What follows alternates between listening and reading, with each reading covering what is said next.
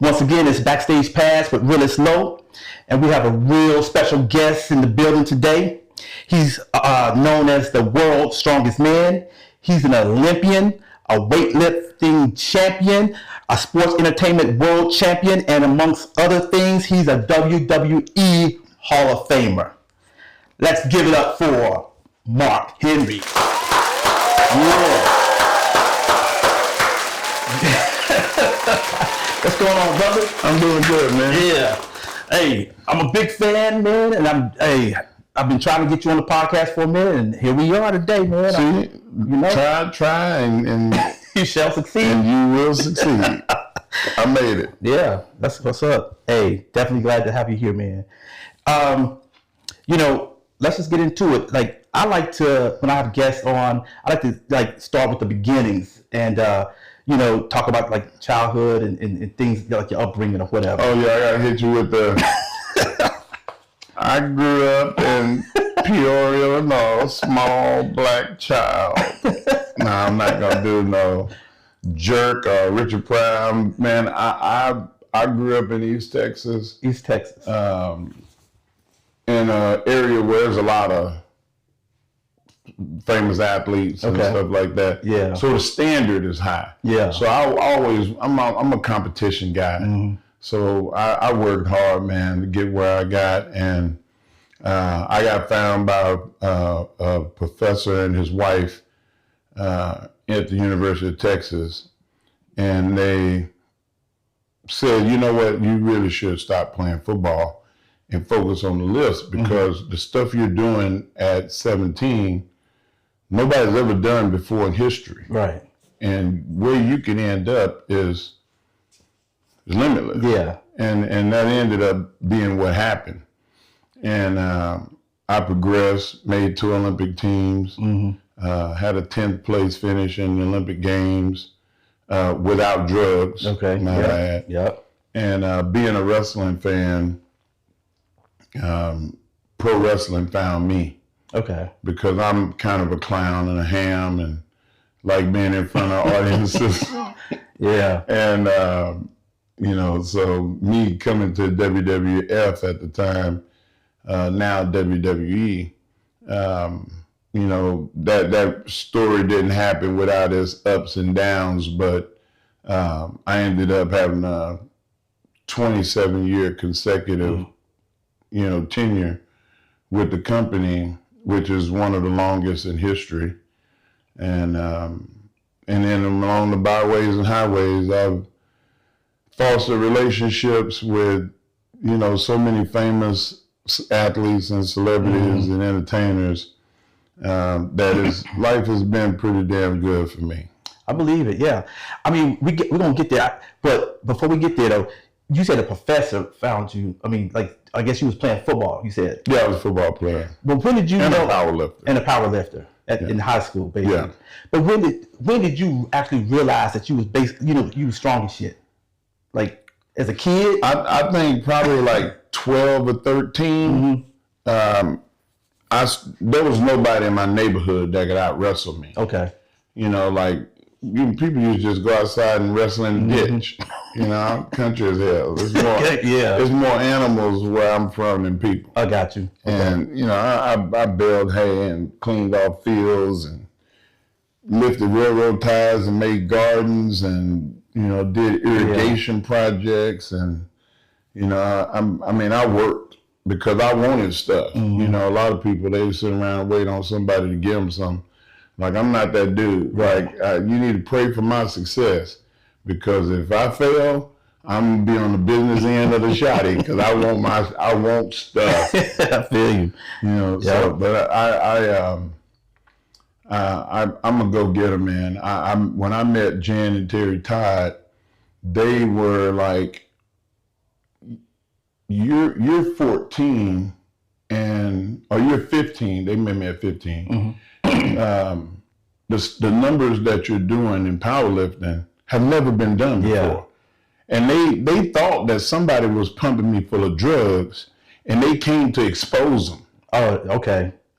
They were like, oh, this ain't right. And you know what? This ain't humanly possible. Yeah. And they found out that it was, but Without them, then my trajectory might have been different. I might have just ended up being a football player. Gotcha. Yeah. Not that there's nothing wrong with being, we got 4 boys in my family that won Super Bowls. Man. My brother Patrick was on the wrecking crew defense. They were the #1 defense in college football history until 2 years ago when Georgia, broke their record as being statistically. So most of the males in your family are big guys. Yeah, we got big athletic dudes in my family. Yeah. I tell you,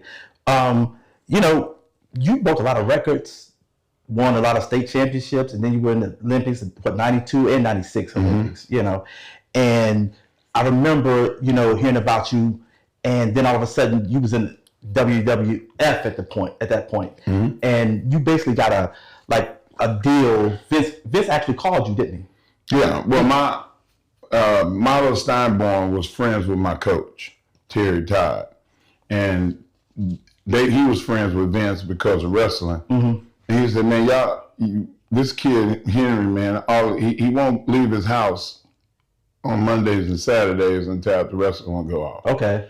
Like, he's a big wrestling fan. Yeah. And it was true. Yeah. Like, I used to have parties.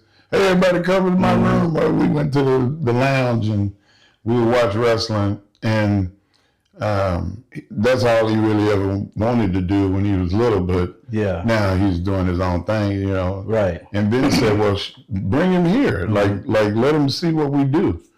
And that's what happened. Vince called me. I thought it was one of my friends playing.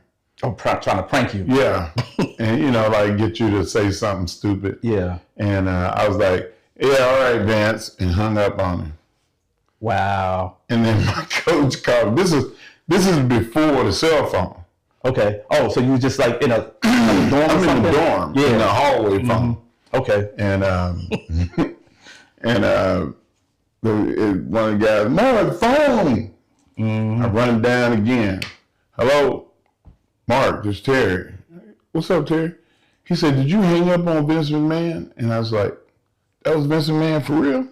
He was like, yeah, man, you might want to take his call. Yeah. And I was like, my bad, Terry. I was telling him to call me back. Now I'm sitting there rocking like I got autism and shit. Because it was Vince McMahon. Yeah. And we talked, and he laughed. He said, that ain't the first time. Yeah. He said, there's a lot of people that did that before. Yep. And he said, I want you to come to Connecticut and see how we do everything. And I was like, am I going to have to fly? Because I had I didn't like flying, and I got over that real quick because of the Olympics and stuff. But this was 92. So 93. Yeah. And in between there. And, so my first trip to Connecticut, wrestling was down. It wasn't doing real good, but I still loved it. And 95, they decided to be a sponsor, like an NIL deal today. Right, yeah. And they were one of my sponsors, them and Foot Locker and Bausch and Lomb. And that's how I ate. Yeah. So it was only fitting to me.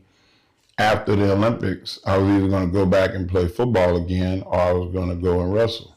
And I chose wrestling. Chose wrestling.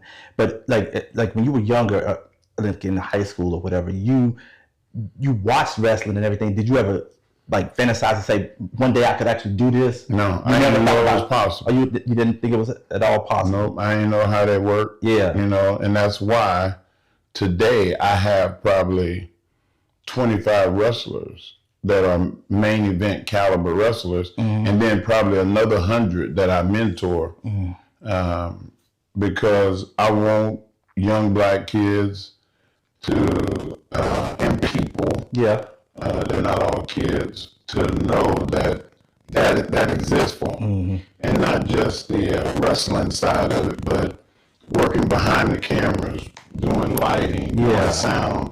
There's so many jobs in the industry, marketing, illegal, like advertising, like it's I'm telling you, it's 1,000 jobs.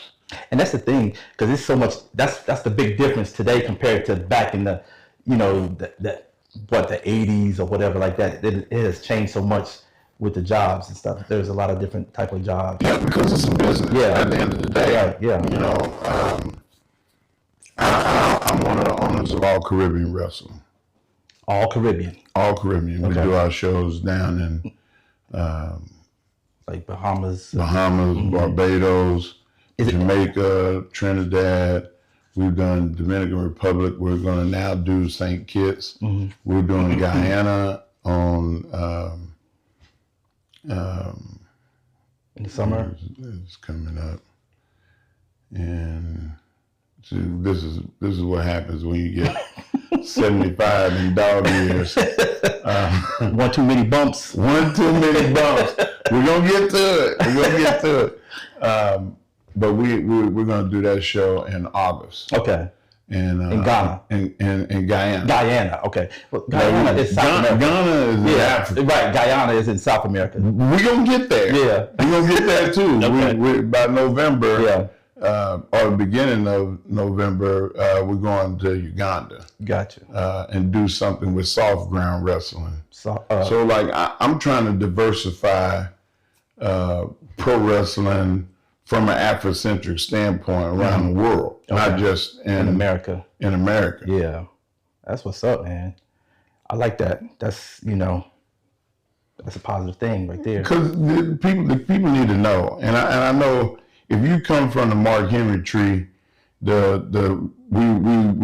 get there early and we leave late, and nobody's gonna outwork us, and we're not gonna get arrested. We're not gonna make mistakes like that. Right. If you got a CD pass, you need to get that fixed because you're not gonna work for me very long. I feel you. Yeah. But I'm gonna go back to back in the day. Watching wrestling back in the day was really different. Like, which wrestling organizations did you like watch more compared to the others back in the day? Because I know there was a lot. There was a lot in Texas, like with the Von Erichs, and then you had the NWA and Mid Atlantic and stuff like that. NWA. Which one did you watch more of, or you was a bigger fan of? Is what I'm saying, I guess. Or you just watched it all? Man, I just watched it all. We got a lot of. NWA and AWA in Central Texas and all the way to Louisiana. Gotcha. Okay. But watching Ted DiBiase and Junkyard Dog and Jake the Snake. Yeah, I remember all of that. Like watching those guys were one of my favorites, and that was in Louisiana. Okay. But like I watched everything that I could watch. And back then they used to have a magazine, and in the back of the magazine there were tape traders. So like you can go to the back and you can see these guys that they traded tapes. So I would order VHS tapes from these guys, and I would get like Minnesota, I would get wrestling in Florida, Sunshine Wrestling. Yeah. VHS tapes. You learned about that through that magazine. You wasn't able to get it on television, but that's how you were able to see. And there was people always on their hustle. Yeah, going for different. Yeah, they knew that if they could sell Sunshine Wrestling videos in the magazine all the way across the United States, they was always going to have money coming in. And that's the thing that was different back then too.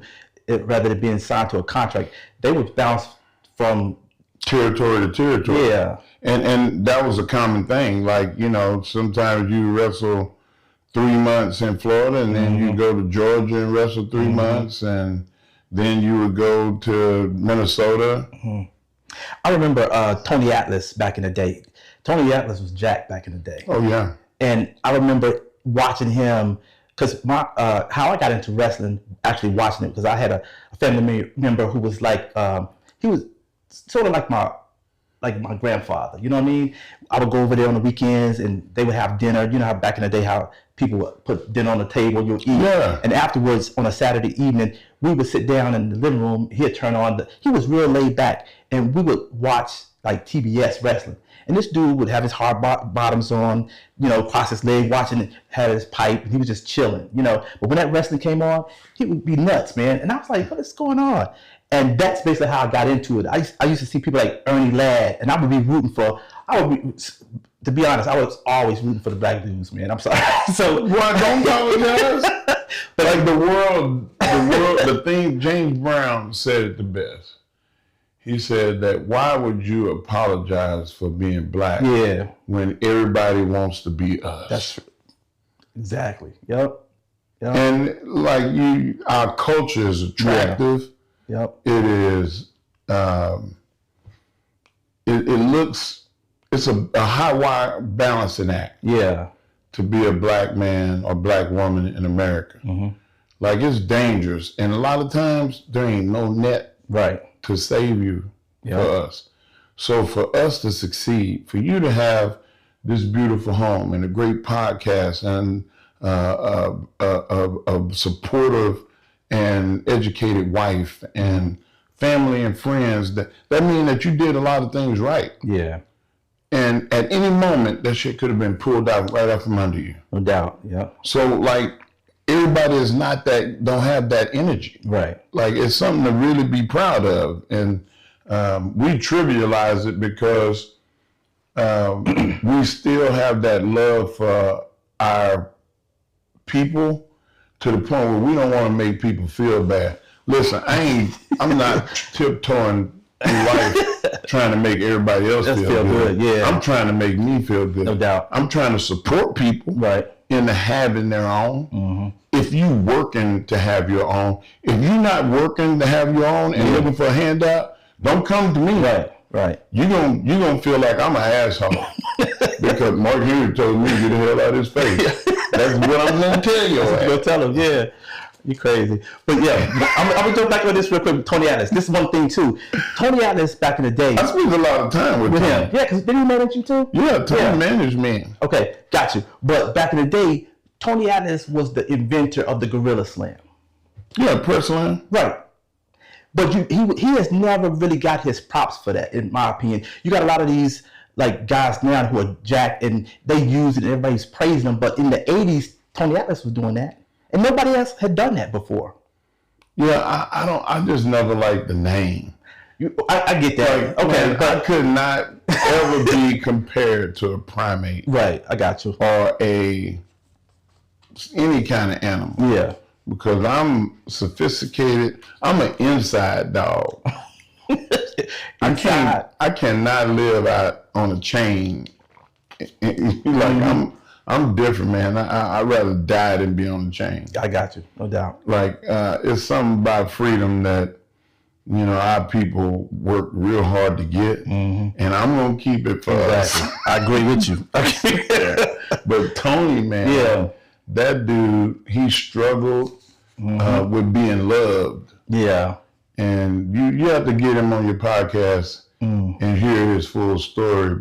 Because it's a unique one.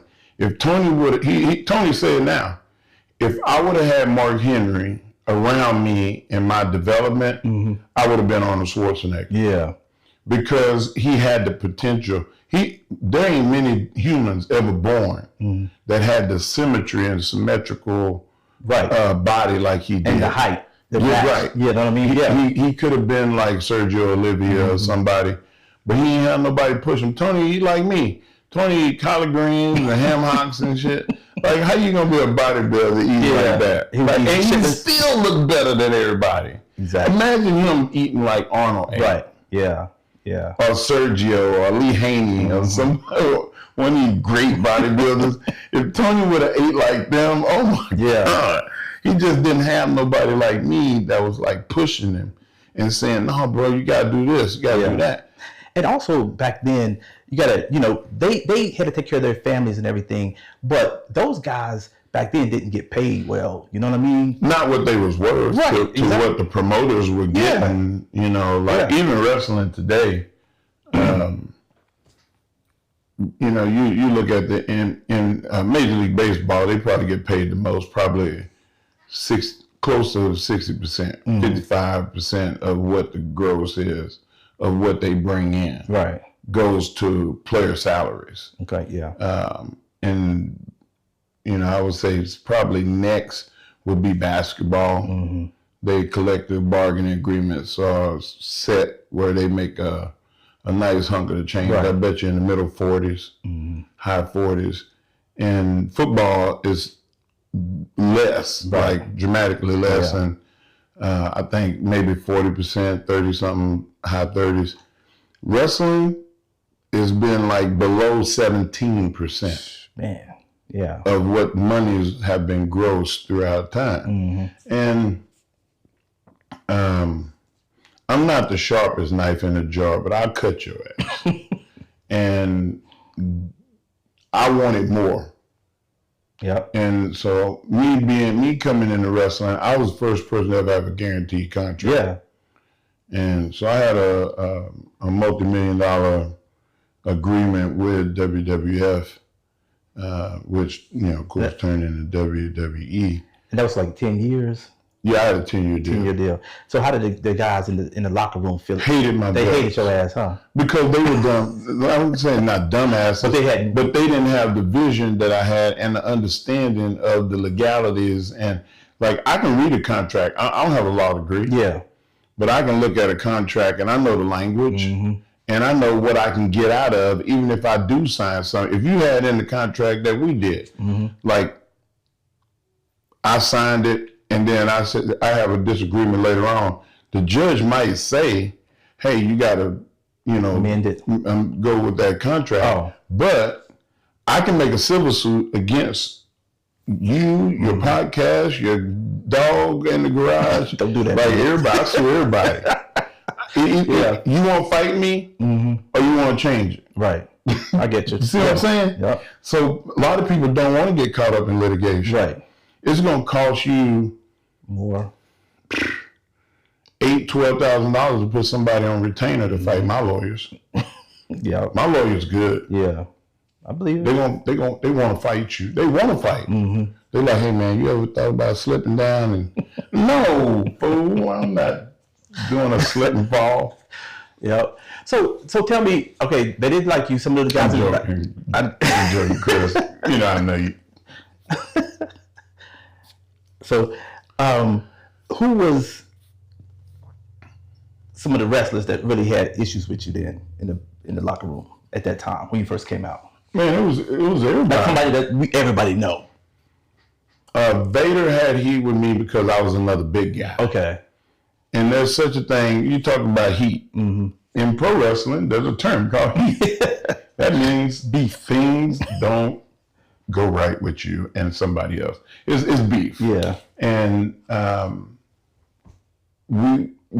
he got hot because I came into wrestling and they were going to do all the big man stuff with me and not him. Okay. And he hated that. Yeah. And God rest his soul. Leon ended up being one of the people that I liked the most. And he was also like, he was tough. Mark, I don't have no beef with you. I like you. Just this damn company, man. Like they promised me this and they promised me that, and then they bring you in, and now I ain't getting shit. Yeah. I'm like, bro, that ain't got nothing to do with me. Yeah. So like we got through our stuff, and then I met Undertaker, and Undertaker was the best. He was like, listen, it's a lot of stuff that's gonna happen. Ain't got nothing to do with you. Play your lane. Yeah. Stay out the way. Don't get involved in other people's stuff. Like I had good education with people. I had Owen Hart and Bret Hart, like the good. Yeah. But there were guys that were like so jealous of the fact that they had busted their ass in wrestling for 10, 15 years, and they never made guaranteed money. Right. And they would get probably $2,000 less than I was making them a week. Gotcha. Or a month. Yeah. And they would be like, this is bullshit. And they hated my guts. Yeah. And rather than naming them, all you got to do is look at the error. And if you wasn't a top 10 guy in the company, the rest of them motherfuckers hated me because I was smart. Yeah. because I had worth. I was a 2-time Olympian. And they didn't understand what that meant. They didn't understand that when I got off a bus, a plane, a train, out of a car, people go, oh, shoot, that's the Olympic guy. Yeah. I had notoriety around the world. Yeah. The stuff you've been busting your ass for in obscurity, you didn't have what I had already. Why are they going to pay you more than me? Right. Exactly. But, you know, I can't fight everybody else's battle. I just did me, man. If you came across my path, and especially back then, you see how competitive. I'm competitive, and I know my shit. I'm not going to just randomly talk about something I don't know something about. Right. Back then, I was the same way, except I had no scruples. If you talked to me for more than 2 minutes, I knew if I liked you or I didn't. Right. And the conversation we usually get steered with, you don't like me, do you? What you gonna do about it? I dare you to walk outside and talk shit. And they ain't do shit. That's where I was. And it got me in trouble. Okay. Because of my arrogance. And I had to apologize to a lot of people for my youth. Because I was gonna end up getting shot or stabbed to death or something like that, because like I threatened people. Yeah. Because I didn't like people to talk tough to me. You can't beat me. I told Vince. Well, okay. This man, like, he owned the company. I said, you think your money is gonna protect you from ass whooping? I said, don't talk slick to me. I'm not one of these cronies you got working for you. Yeah. He was like, God damn it, Mark, I love you. People like strength but strength will get you killed. Yeah. Was there anybody in the locker room like that try to pull your coattail and tell you otherwise, or try to do anything, like, you know, tell you to calm down or something, because you was more Owen was like a big brother to me. He was like, that's why you why are you arguing with this dude? He is nobody to you. Yeah. Like, why are you doing that? If you're doing it to entertain yourself, you're going about it the wrong way. Yeah. He said, you want to entertain yourself? Let me show you something. And Owen used to play jokes on everybody. Okay. So I got into playing jokes, ribbing people and stuff. And I used to call it pelting. So I would go to the bank, and I was like, can I get $5 worth of pennies? And they'd be like, what? Yeah.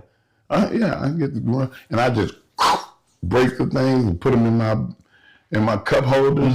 If a car cut me off or something, I pass them, get a handful of pennies, and I would feel so good about myself. I pelted some of y'all ass. I got you. But I didn't know who it was. You know who it is now. You know, but it was like, why be so combative? Yeah. That's what Owen was saying. He was like, you know, it's entertaining when you get angry. Like, you know, people used to antagonize me because they wanted me to be mad. They wanted to see me mad. They was like, Ron Simmons used to get Bradshaw to mess with me. Yeah. And not racist, but just to get under your skin a little bit or something. It was close. Oh, okay. Bradshaw was crazy. I heard he was a bully. Bradshaw wasn't no bully. Not to you? Not to me. He bullied people. Yeah. He made a dude quit one time. Yeah. Overseas. The dude went to the airport with his own money, bought a flight, and came back home. Wow. Because it's Bradshaw. Bradshaw crazy, yeah. So over the years, you wrestled a lot of dudes, though. Who did you like working with the most? In the ring is what I'm talking about, compared to others. Man, I love working with Rey Mysterio. Really? Man, I would work, even as injured and beat up as I am right now, I work with Rey Mysterio tomorrow. Okay. It's going to be easy. Yeah. Kurt Angle. Easy. But what is it about them, though? What is it? Is there the story, good versus evil, fast versus slow, big versus small. Every dynamic is covered. Because a lot of people don't realize that wrestling is psychology driven. Like the story is what makes it interesting. And people they think it's, oh, I like the power driver. They think it's moves. It's not moves. Mm-hmm. It's, if I'm in the ring with Rey Mysterio and I'm standing there and I see when I walk up to Rey and I just grab his face, pie face, push him down, people gonna be like, oh, you fucking bully, like that's bullshit. Like it tells a story right off the bat. Yeah. That cuts out a lot of stuff that you usually have to do to build up. To build to who's the good guy, who's the bad guy. Right. It's all. So if it's that easy, why do anything else? I can do it 3 times. Mm-hmm. Then I can grab him and I can throw him out of the ring to the floor and do like this. And go in and sit in the corner like this, and everybody's just gonna boo. Yeah, get them worked. That's called easy, and the terminology is called walking talk. And they did a lot of this in like the Memphis, Louisville, Cincinnati, like the Central Ohio type of base wrestling. Okay. Jerry Lawler was the best ever. Jerry Lawler, walking talk wrestler I ever seen. Okay. And I learned a lot from Jerry. He was your first match, wasn't it? First match, matter of fact. Yeah. Jerry Lawler. Why did they set you up with him, though? I mean, I know he was good. He had a lot of history and experience, but starting off, that was your first match, right? Because of psychology. Because of that. Because of his ability to command the crowd and be able to tell stories without action. And then when you added action to what Jerry Lawler did, like, and it took 30 years of Jerry doing his thing and handling it with ease, and then him pulling the strap down and people, blah! Yeah. Like he was built already. Right. So you put an inexperienced guy that don't know shit from Shinola in there with somebody that know everything, he could work with a broomstick. Yeah. You know, so everybody knew that, man, this dude's the strongest dude in the world. Like, it was legit. Yeah. So now you put Jerry Lawler in there, he's like, listen, I don't care if you are strong, and then he put He's trying to poke you. And I grab his finger and I go, and he go, ah, and the crowd goes, oh, what, you dumbass. Yeah. You know, like that's the thing that Jerry added. And I paid attention. Like, Jerry was a good teacher. Yeah, okay. And still is. Still is. Great example to watch. But I also heard you trained up in Canada with like the Hearts too, didn't you? I did. I got banished.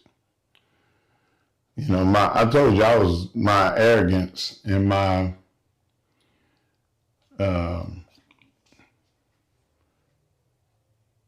lack of couth, threatening everybody and wanting to fight didn't get me nowhere. Yeah. And Owen tried to tell me. He tried. He tried, but it went too far. And, you know, you threaten the wrong person, and then they say, look, it's me or him. And it was me. I had to get your ass out of here. So they sent you up to Canada just with Brett. When Brett found out, Brett was like, man, send him to Canada. He need to be trained. Y'all didn't train him. He don't understand what it's like to navigate the locker room. Right. You can teach him all the wrestling moves you want. If you can't navigate the locker room, it's useless. Yeah. Okay. It's like putting a steak in a pan with no heat to cook it. That's what they did. Yeah. They just threw the steak in the pan. Gotcha. It wasn't no heat. Man, you that's training with the best though. Bro. Yeah. Everybody think that it was just me going to Brett's and learning wrestling. But it wasn't. The locker room etiquette and everything. It was learning how to operate in the locker room. And then on top of that, I met Brett and Owen's dad, Stu. Yeah.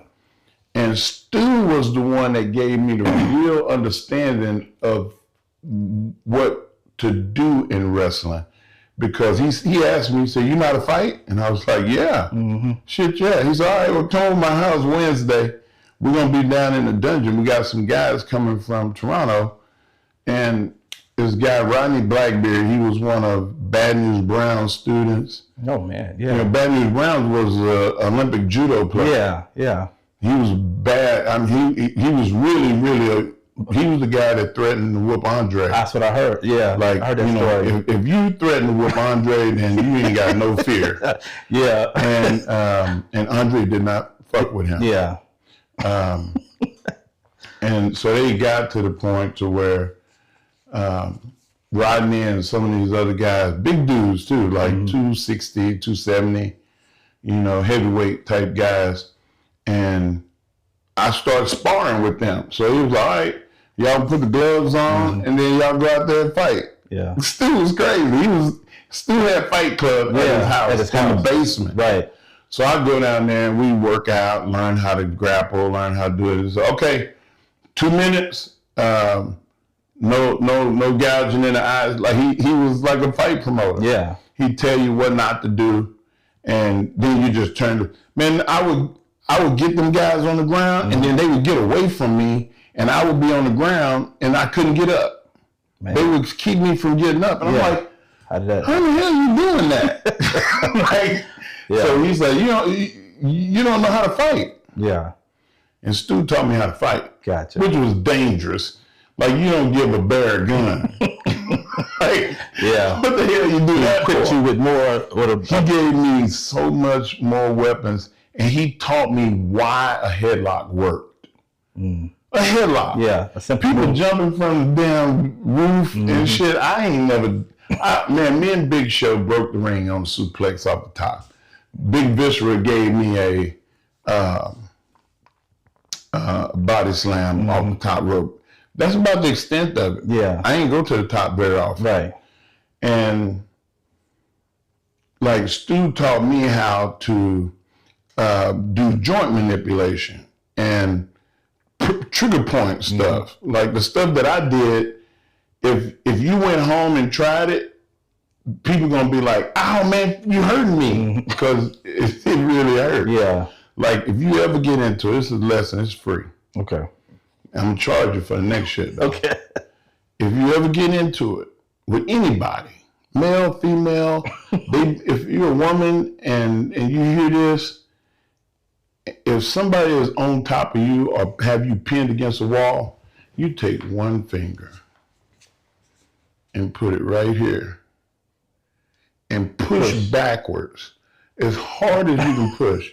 It ain't no human that can resist it. Yeah. There's a nerve right here that's one is gonna make your head go back, your eyes gonna start watering, and you're gonna be like, shit, like I. Like that's what Stu taught. There's that move. There's a fighting art called Sistema that's a derivative of nerve pain and nerve holes, and he did a lot of finger manipulation, being able to grab somebody's fingers and pull it back. I'm not even pulling back hard. How does that feel? You don't feel too good. So it's like there's certain joint, like the thumb does not go. It's supposed to. The thumb will not allow to go back. This is the weakest part of the human anatomy. So like if you grab something, all you got to do is push the thumb like that. Can't hold nothing. Yeah. You know, it's like, so Stu was teaching me that kind of shit, which was dangerous. He was like, okay, now get up. Just use some of those techniques. You know how to build the base? No. What's that? All right. You got to get to your knees. You got to get 1 foot out. You got to get turned while you're moving. Like he started teaching me the shit that Natty Neidhart teaches. Yeah. She learned from her grandfather. Right. Okay. Yeah. That's why Natty's women's school is so much better than everybody else's, because I know where it came from. Yeah. Exactly. All right. So, I have a feeling I know the answer to this, but out of your career, all those years in your career, which did you prefer doing, like being a heel or babyface? I prefer being the heel because I made more money as a bad guy. Okay. But I had more fun being a sexual child. Yeah. And, doing like the stuff that's fun. Yeah. Have you been watching AEW? Yeah, I can't keep up with all of it. My son be keeping me up on a lot of it, though. What's happening over there? So, right now,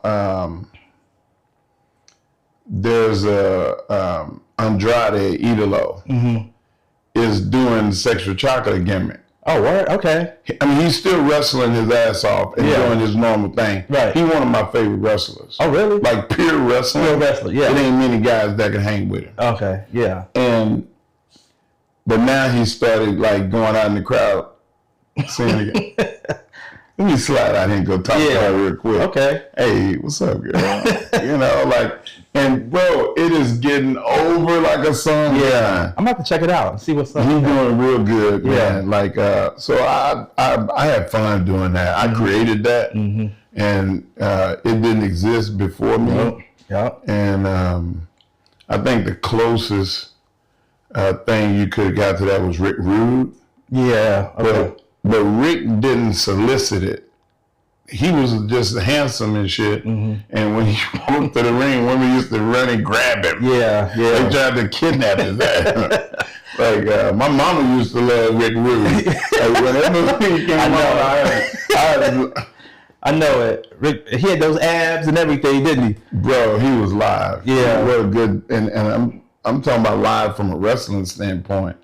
And the fact that you easy on the eyes and women love you, that's added bonus. Right. Yep.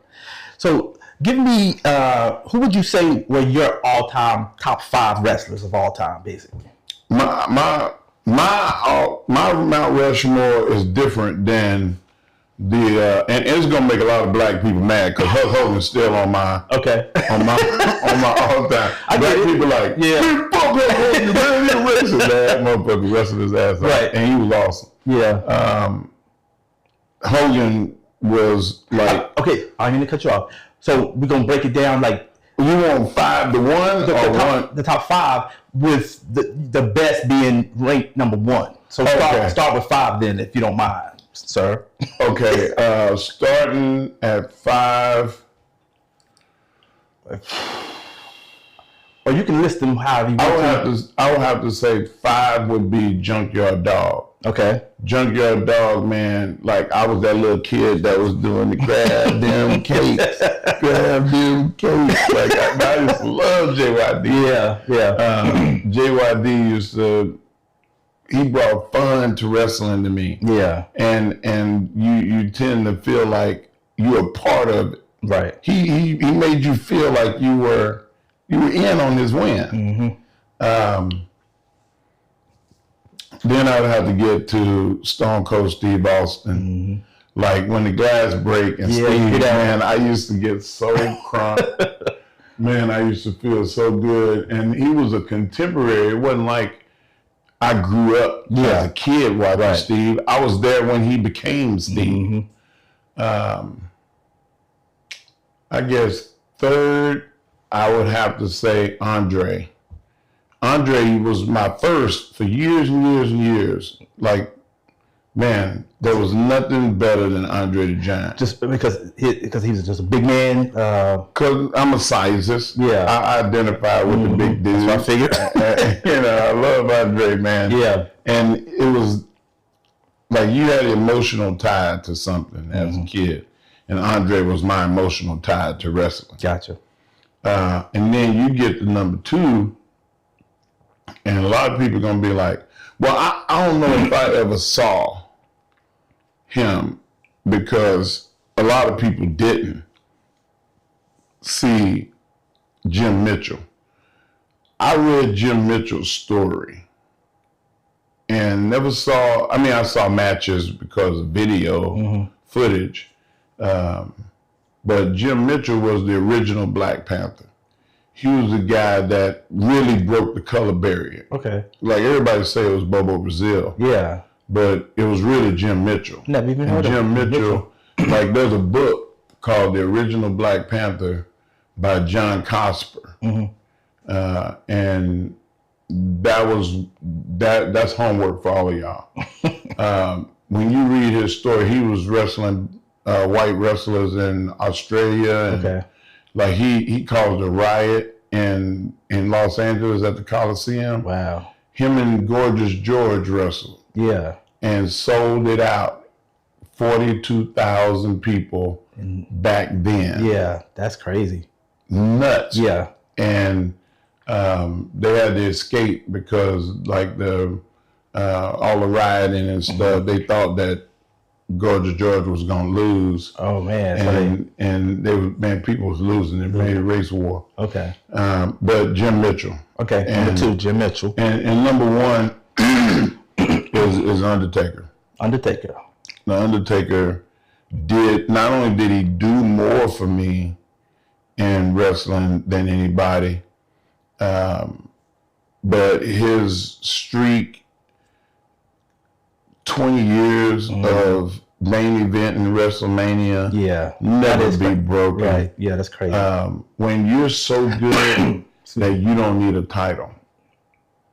Half of Taker's career, he had a title. Yeah. Didn't need it. That's true. I didn't think about that. Why would the best wrestler not have the title? Right. He didn't need it. He didn't even need it. Yeah. He was bigger than the title. Yeah. So like, okay. And not to mention the aura of it. Like when his music hit, bro, it'd be like 11 minutes before he got his entrance was a match. Yeah, that was entertaining. Was entertaining to the point where people would just wanted to go and be in the dark and scream their head off. I remember being I can't think of what WrestleMania it was, but in Atlanta, and he came out for WrestleMania in Atlanta back in the day.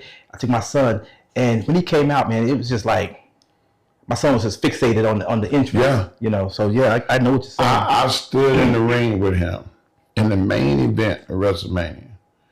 I'm standing as close to me and you. I can't hear shit. It was that loud, yeah. It sounded like a jet, like you standing outside of a plane and like it was so loud. And I was just like, I hope I got this. Yeah. It make you question whether or not you know what the hell you're doing. Yeah, being in that position. Like he was that incredible. Gotcha. All right, so that's a good top 5. I wasn't aware of you said Jim Mitchell, yeah. The original Black Panther. Yeah. And the reason that I say that is because I think if I identify with any black wrestler in history, it would be Jim Mitchell because he was a captain. He was and I was always the captain of every team I ever been on because my strength is not singular. Right. I'm for the unit. If I'm on a team, I'm Draymond Green. I'm gonna fight everybody. Yeah. I'm gonna tell the coach, hey, you screaming. Yeah. He don't respond well to getting flustered. I got to coach to coach. Right. So I've always been a leader that way. Okay. And people tend to understand leadership when they don't have it. I was the guy that you picked me first, even though I wasn't the most talented basketball player, because I was going to do all the dirty work. They knew it too. And everybody knew that if it got down to it, Mark gonna punch you in the face. I'm gonna set the screen, and you're gonna have to go around, because if I feel like you're trying to fight through me, which is what you're supposed to do, it's not gonna come across very well. Gotcha. You see what I'm saying? Yep. Draymond Green is not the best player on the court. No. But a lot of times he ends up the best player on the court because of all the things that he does. Right. Yep. Awareness wise, knowing your teammates' strengths and weaknesses and what their weaknesses and strengths are and how to play the chess game to make it work. Gotcha. Yeah. That's what Vince McMahon was. He was a master chess player. And a lot of people you can criticize. And I was telling you earlier, like when my mom died, Vince stood for me. Yeah. Like I owe him that. I got you. Yeah. He was about green. Excuse me. He was about the money. Yeah. If your feelings got hurt because somebody said something, it might not have been his belief, but it was going to be what he thought would make money. Gotcha. Yeah. I'm going to ask you real quick, because you had brought him up earlier, Hulk Hogan. You mentioned him and said that people would be mad at you. But what was your issue really with Hulk Hogan? But he wouldn't apologize. I thought he did apologize. No, he did not apologize. He never apologized for that. He did not apologize for what he did. Yeah. He said it because he was trying to be a tough guy. He told me that he was trying to be a man. Like, I don't want to never hear nobody bring up in conversation my daughter having sex with a black dude. Why would he do that? Yeah. So I got angry and I lashed out and I started talking, and that's what ended up happening. Okay. And I said, well, why don't you just say that shit? Because I've said a bunch of stuff that I intended to hurt your damn feelings because I could be an asshole. And everybody will understand that. Right. He wouldn't do it. So so y'all were tight like that? You and Jimmy? So you just wanted him to basically be like Jimmy sincere and everything. Can validate the conversation. He was there. Jimmy Hart. Love Jimmy Hart. And I begged Jimmy. I was like, Jimmy, don't you think? He's like, Mom, baby, I just go as far as Hulkster goes. He ain't tell Hulk what to do. But that was Hulk, basically a tape was leaked where he was saying some racist things on the tape or whatever. Right. Had you ever heard him actually say the word, in person? Anybody else? Yeah, anybody in the locker room? Any other wrestlers? Well, the old timers. Old timers. When I came in, God, what was old boy? The old timers. Cowboy Bill Irwin. They tell him black joke. Yeah. Okay. I'm like, man, don't never tell another black joke where I can hear you. Right. Because I don't give a damn how old you are. I will smash you. Exactly. You know what? You remember, I'm going back to the old school, Dick Murdoch? You remember him? Yeah. Can't nobody tell me that fool wasn't a damn Triple K boy. You know what I'm saying? I mean, seriously. There was a lot of them. Yeah. But you played that Teddy Long. Yeah. Teddy Long was around during that time, so he knew who was who. Right. Yeah. And Tony Atlas, too. Oh, yeah. Them guys. Like the older guys, they knew who was who. Right. Yeah. They definitely worked with him. I came in the time where if you kept that shit a secret. Yeah. Because now you can get banished, right? For having, for being that guy. Back then, it didn't matter back then. They were proud of it. Yeah, and I remember watching him. Like if he would wrestle like Junkyard Dog, man, I would be like, whoop his ass, Junkyard Dog. I wanted Junkyard Dog to choke him with that damn chain, okay? Yeah, because I knew he was, man. You know what I'm saying? All right. So Mark, you basically competed in 4 WrestleManias. Right? At least 4? At least 4. Yeah. So which one meant the most to you? Chicago. In Chicago was when you wrestled Taker. The Taker, yeah. In the casket match. Okay, the casket match. So that's when you was feeling the crowd and everything. That was the best one. Like the wrestling Randy Orton and Hell in a Cell and winning the world title would be a close second. Real close. Because Randy was another one of the guys that was so damn easy to work with. Okay. Like, he was so good. And I feel like Randy is one of the guys, him and Chris Jericho are going to be kind of the most underrated top 20 wrestlers of all time. Yeah. Because of how easy and smooth and good, but they also evolved. They evolved their whole career. Yeah.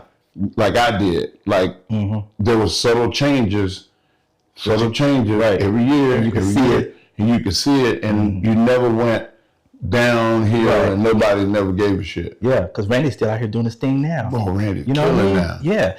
So, and speaking of WrestleMania 42 is on deck around the corner, and there's going to be a lot of matches, but we got CM Punk and Roman Reigns. You got Rhea Ripley versus Jade Cargill, and Cody Rhodes versus Randy Orton. Out of those 3 matches, who do you think who's coming out victorious within those 3 matches? I think that Randy is going to be champ. I think that the biggest match of of WrestleMania is going to be one you didn't mention. Okay, it's going to be, and that's going to be Brock and Oba Femi. Boom. Yeah. Like, that's gonna be kind of crazy. You don't have to have the championship, right? Always to equal greatness in wrestling. It's like you remember when Mike Tyson was in his prime, and it didn't matter who Mike was fighting. People tuned in all over the world by the hundreds of millions of people because they just wanted to see the show. Yeah, that's what this is. Gotcha. Yep. Like Brock and Oba Femi, I'm whichever show that match is going to be on, that's the one I want. That's the night that I want to go. Yeah, I feel you on that. I think they probably have that one on the first night, probably. I don't know. But what I would want it on the same card as whoever is going to be the headline main event night. Gotcha. Because you want to have the ending be so incredible and I think that would add to. And did they make the announcement that CM Punk and Roman was going to be the headline? The headline. That's what I thought. But you don't think it is? You don't think it should be? I don't know. Yeah. If they build it up some more with Oba and Brock, I don't think they did enough to make it the headline. I don't know. You know? No, Brock, that's not going to be the headline. Okay. But it need to be on the same night with whichever match is the headline. What do you think about second night? Yeah, I got you. What do you think about Oba? Do you think he's ready for it? I know he is. Yeah. I know he's ready. Yeah. And not because I just have a feeling about it. Look at the crowd. When he comes to the ring, the crowd is Oba's gonna kill you. I love that shit. Me too. I love it, man. And oh shit, yeah, that's like true. I love it. He handled Brock. Yeah, like I ain't seen nobody handle Brock since I wrestled. Yeah, yep. And you know, like it's good to see that. Yeah. So your theme music was hard as hell. With that was by 3-6 Mafia. How did that come about? Like you Jim Johnson told me, he was like, hey, we're gonna change your music because I hated that song The Wall. Yeah, I had a song called The Wall. It was the worst shit that ever was made. Yeah. And during that time they had just won an Oscar for Hustle and Flow, and he was like, yeah man, these guys, they just won an Oscar, you know, they got real good. I said, shit, like I know Juicy. And he was like, oh, you know him? I was like, yes. Right. Man, we got on the phone. We talked for like an hour and a half about my life, my childhood, like my upbringing. And he put all that stuff into that song. And because I heard the beat. Yeah, the beat was hard. And I was like, somebody's going to get it. This is it right here. I like this. And he baptized me in all of Memphis. Yeah. In the Memphis River, they took it down to the river and they dipped it, and it came. Bro, that song was still to this day, like it's on my gym playlist. Yeah, you know how much of a mark for yourself you got to be to have your own song on your playlist. Yeah, playing it. Yep. Who do you think? Don't tell nobody. Has the dopest entrance music in any wrestling association today, right now, when they come out? Who do you think? Trick Williams. That's what I was going to say. Bro, that the crowd, they be feeling that. Trick Williams, come on. Whoop that Trick. Whoop that Trick. Well, he make you want to go back and fight. Yeah, I see. He got to get back in. Yeah. Hell no. I told you my check engine light is on. If I take off running, it's over. You know, shut down, mass shutdown. It's gonna be all reds. We're gonna be on the side. Man, that Trick, man, I love him. Yeah. And you know, I like Alistair Black entrance too. Okay. Like to see the smoke and the and then him start getting raised up out of the smoke, like that hard rock. And that's what I'm saying. I like that stuff. I mean, but who is it more up to the wrestler to come up with that, or some background? You have an idea of who you are and what you feel like, and then you make those suggestions, and then these people get paid a lot of money to produce and direct where you're gonna go, and then they propose it to you and say, "What you think about this? Right? What you think about this? You like cheese on your eggs? Yes." And then by the end of it, boom, you end up with something, and that's what you get. Now, with yours though, did you have to get it approved or something? No, Jim Johnson all good, all that. Okay, all right. So you was in the game for a long time, and like over 20 some years in the wrestling rings all around the world. And what was it that made you decide it was time to retire in 2018? What was that? I mean, man, it was very simple. My kids were my son got to middle school, and I was missing football practice. I was missing basketball practice. He had a game, I missed one or two.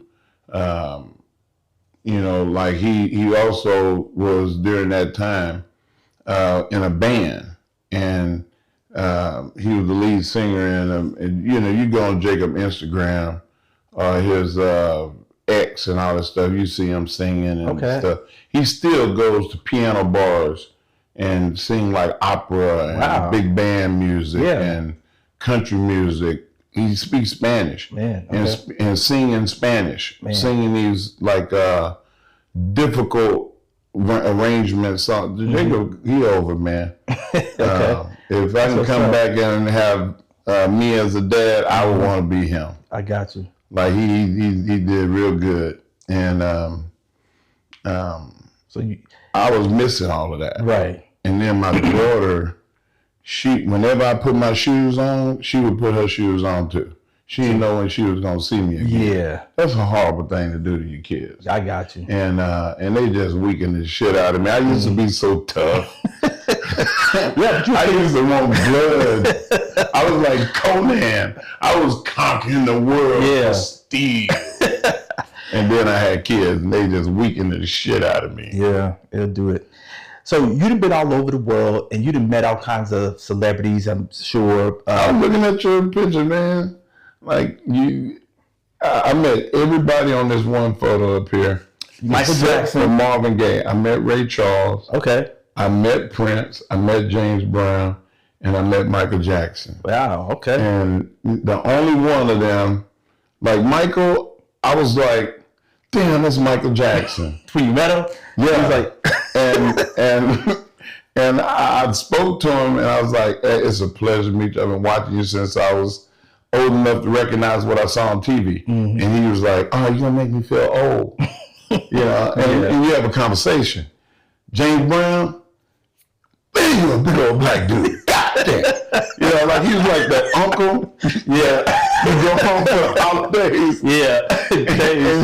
And you start talking to him, he was funny to me. Him and Ernest Miller were like twins. Okay. Like I love Ernest Miller too in Atlanta, Georgia. But he was doing a thing with James at the time. But like Ray was like, hey, how you doing? It's nice to meet you. Oh, it's beautiful. It's beautiful. I think he said, it's nice to see you again or something. I was like, no, you ain't seen me. So Ray can really see. But you know what? I don't know if Ray could see, but I know Stevie ass could see. I be hearing that. Stevie is not fucking blind. He might be visually impaired, but he ain't fully blind. Man, that's a whole other conspiracy. We ain't gonna the Prince. I don't know what comedian it was said that they met Prince, and Jamie Foxx. He said he looked at Prince and he was like, "This motherfucker looked like a baby deer." Big deal. It's like, you got to speak. Prince, the only person that I ever met in my life. I met kings and queens in Parliament of England. I've been to the White House, met presidents on a first name basis with them. Been to the Kremlin in Russia and met the presidents and high up officials. The only person on this planet that ever make me go, wow, was Prince. That something just put the pause in me. Not on some gay shit. I'm comfortable with me. No doubt, Like the LGBT community, they friends of mine. Yeah, we good. Put that out there. I don't have no problem. Disclaimer. But Prince has a aura. Yeah, about it. Like, he should have been the president or something, because everybody would listen to him. Yeah. Because that dude started talking, and he was saying, I don't know what the fuck he said to me, but I was like, huh? Yeah. Wow. He said, did you hear me? Yeah. I was like, man, you got to say that again.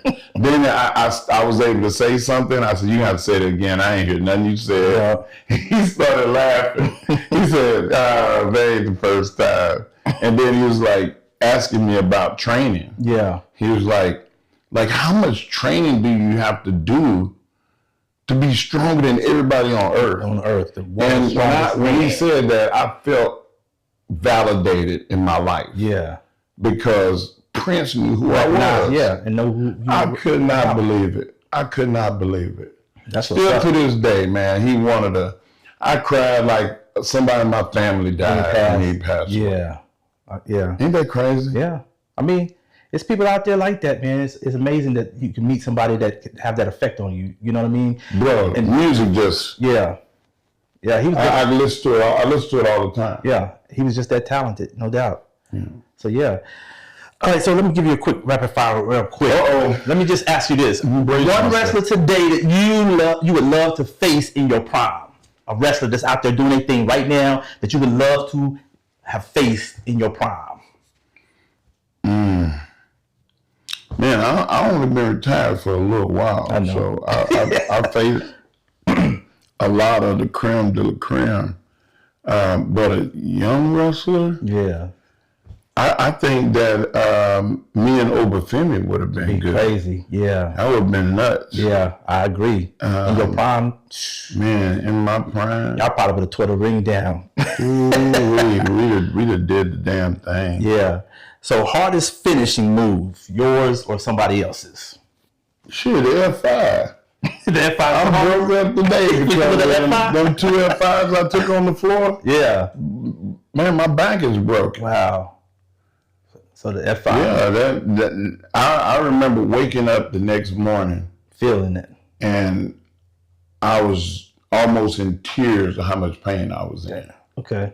Yeah. And it wasn't no fault of Brock's. I took the shit. Yeah. He gave you two on the floor? On the floor. He gave me one in the ring. Yeah.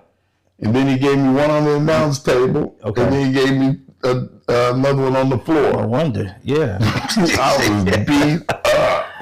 All right, so the craziest crowd reaction you've ever experienced? Me turning on John Cena in my retirement. Okay.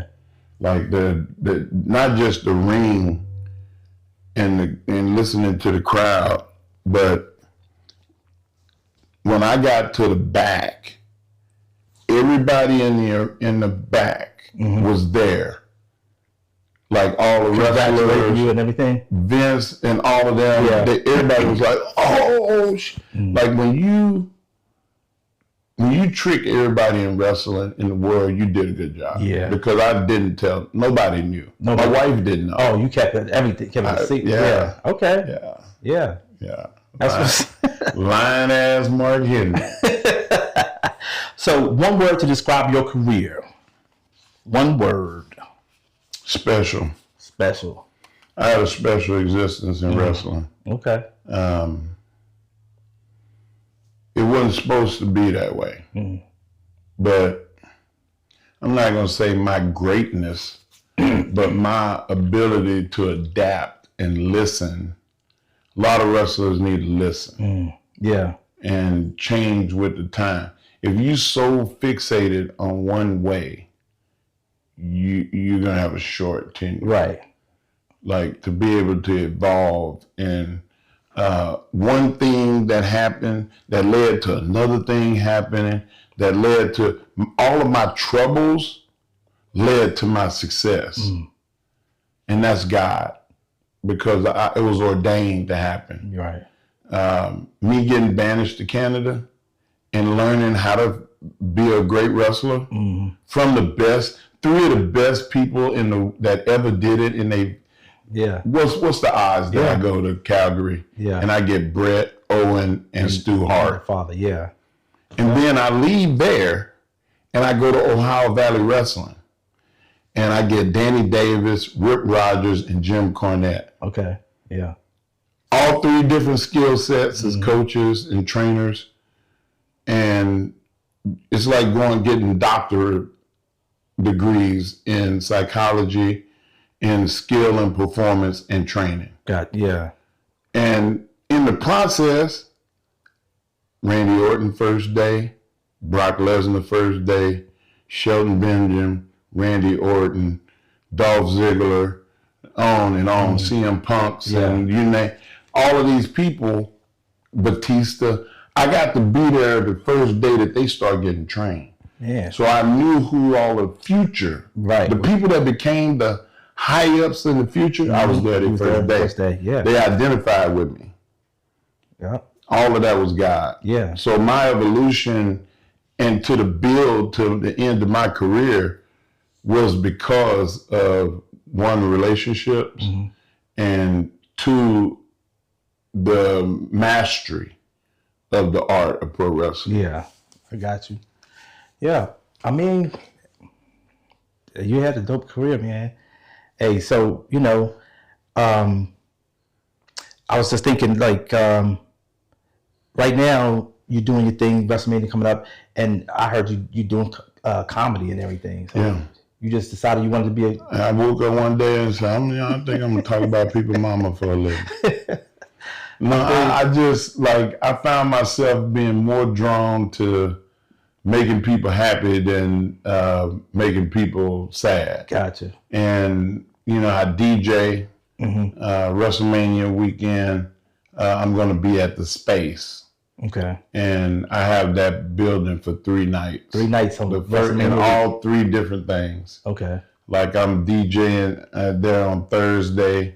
That Wednesday, I'm going to be doing stand-up and a comedy show. Okay. So going to be some special guests, a lot of special guests that people will recognize, a lot of wrestlers that do comedy as well. The flyers all be out. You can go on my social media and see all that information. Yeah. And then a viewing party. So I'll be doing a lot. I'm gonna be busy as hell. Yeah. I like it. Yeah. I like being busy. When I get ready to shut it down, I shut it down. Okay. And before you take off and everything, the DJing, what was that? You've been doing that for a while too? Since my freshman year in college. Okay. There was a guy named Tag that was a DJ. And I remember when Ice Baby came out. You remember that song? Yeah. And he was in there just scratching and stuff.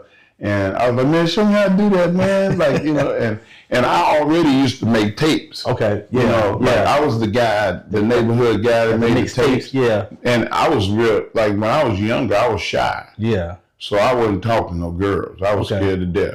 But I would make tapes, and I give a girl a tape, and then I have 5 other people come up.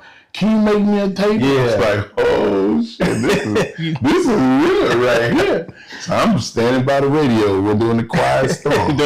And I ended up getting in the radio, man. It was just all the stuff. I make my living on radio. Yeah.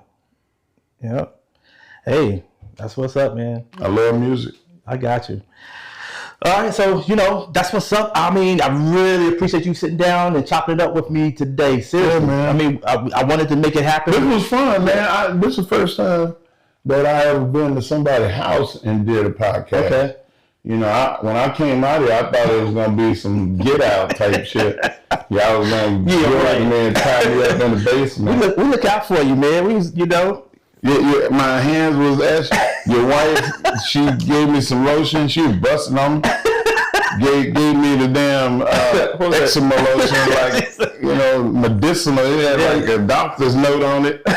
I'm all over here all glistening and everything. Yeah, because you came in like you had been punching flour. Yeah, it was bad. It was bad. You know what?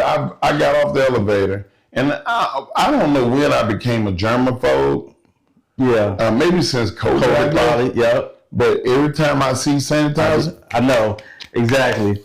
And that sanitizer will dry you out, bro. Man, I got out the car and said, oh, shit. What did they put in that? Man, they put some bleach in that damn sanitizer. They were trying to change your skin color, yeah. Yeah, I was great.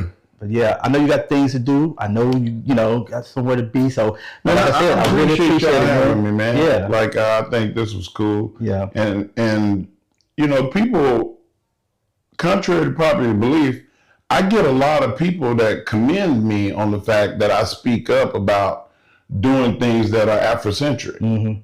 You know, like a lot of celebrities don't want to do that because it alienates a part of their crowd. Right. But when they go home to their families, they alienate the rest of the world. Yeah. So, I mean, like we all have a time in our day, in our life, where we're proud or upset about something that's us. Mm-hmm. And, you know, I'm happy to be a black dude in America. People will say a lot of shit about me, but what they won't say is I was some kind of sellout or Tom or something like that. Yeah. They'll never say that. They'll never say that, I feel you. All you gotta do is meet me. Yeah, exactly. And then you know exactly who I am. Yeah, and I met you today for the first time, and I see you, man. Hey, your brother. Yeah. You left me hanging, man. I'm trying to pound you up. Be on your good behavior. I'm gonna tell your wife. So we can boss you around the rest of the day. Yes, we good. He said, okay, I get enough of that. I know. Don't give him no ideas. All right, man. Yeah, man. I appreciate y'all. All right, no problem, man. I appreciate you stopping through, though. Seriously. Awesome. Yeah.